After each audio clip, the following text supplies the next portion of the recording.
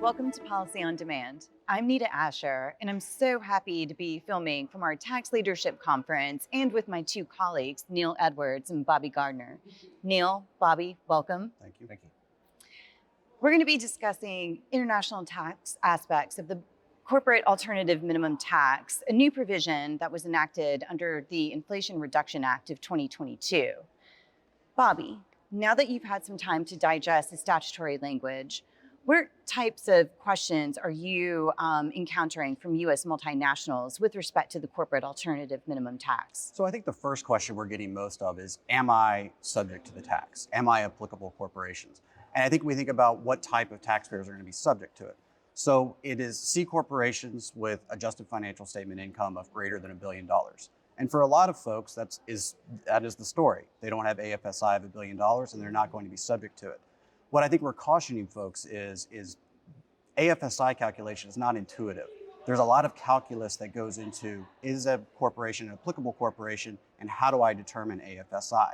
Once you're in the provision, it's really the taxpayers that have large book to tax differences that are going to see a liability from the provision, and being able to model that out is really the focus as we wait for guidance. That's helpful.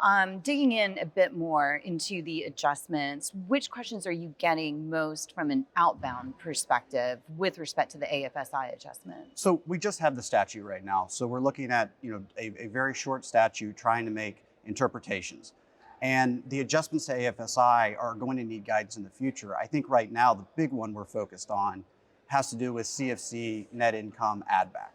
So we start with the consolidated financial statements. We then disaggregate them and take the entities that are not a part of the consolidated return out and add back dividends from those entities. That includes CFCs, because CFCs are not a part of the consolidated return.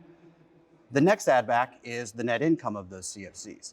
So if I have to add back a dividend from a CFC and then the net income from those CFCs, there's a potential for double counting because the net income funded the dividend that was added back in the previous step.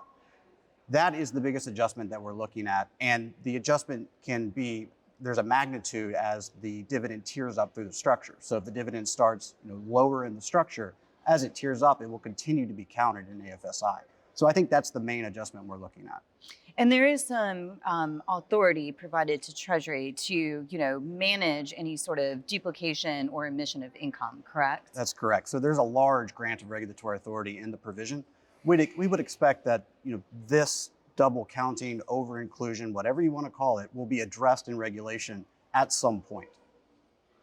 That's helpful. We'll be eager to see those regulations whenever they're issued.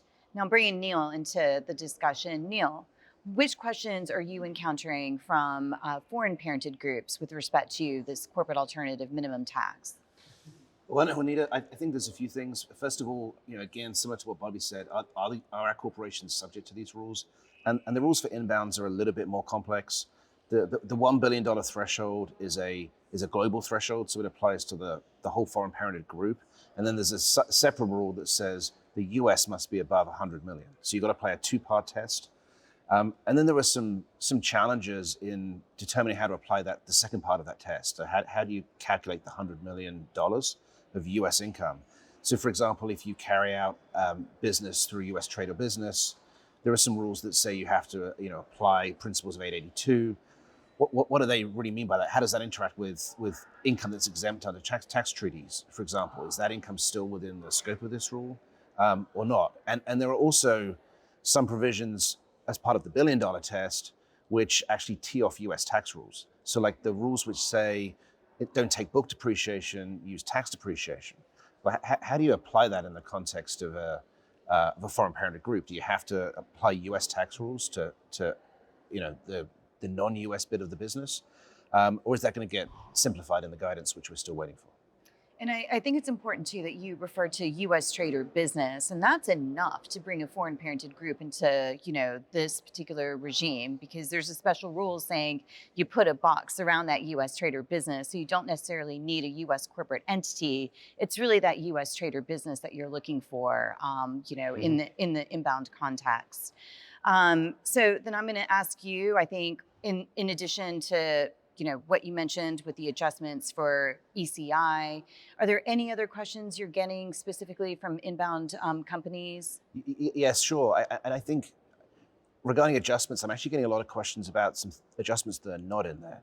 So we have corporations looking right now at Pillar 2 proposals from the OECD and comparing them to these proposals. Both principles in theory are a 15% book minimum tax, but actually very, very different calculations. So inbound companies and US companies that have got historic NOLs that date back pre-2020, they don't get a kind of any credit for those for the purposes of the book minimum tax. But for Pillar 2 purposes, they typically would be a good deferred tax asset that they would get credit for.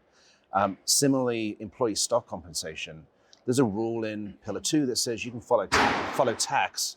There's no equivalent rule in the corporate alternative minimum tax. So companies are really running into these issues that they've kind of been focused on Pillar 2 rules, thinking these may be somewhat similar, and there are similarities, but there are also some really big differences, and so they're kind of catching people in different ways. That's very interesting.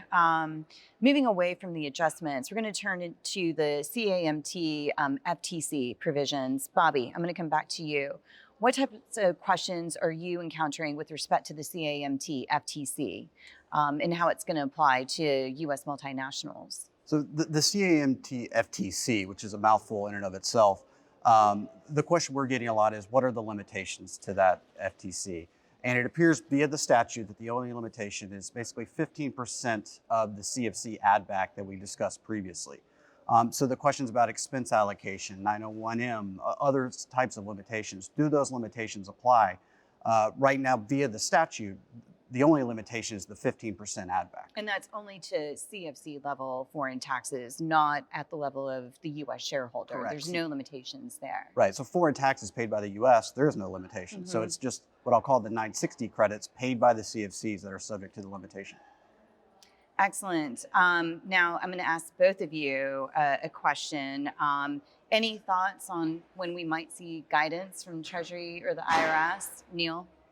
Well, we know it's a priority and companies are waiting for this. I think this question is, are we going to see it in one go or piecemeal? We're certainly hoping to start seeing things coming out in the next few months, but the companies are going to be subject to this tax from January, and so they really are urgently awaiting guidance on some of the key issues. Bobby? And I think November 6th, Peter Blessy of the IRS was at a PLI conference, and he said that there would be a notice before the end of the year. So before the end of 2022, we'll have a notice, and then another notice Q1 of 2023. Would expect that, we're looking at very big issues. They can't cover all issues in guidance immediately. We will get tranches of guidance is my expectation, but we would be expecting a notice before the end of 2022. And so the timing of the first piece of guidance may not be as important as what's actually in that first round and then when we'll see subsequent guidance. I completely agree. This has been very helpful and really appreciate, once again, you two joining me. And thank you for joining us on Policy on Demand. Apologies for any background noise. Once again, we're filming at the Tax Leadership Conference. Truly appreciate you all tuning in. Thank you.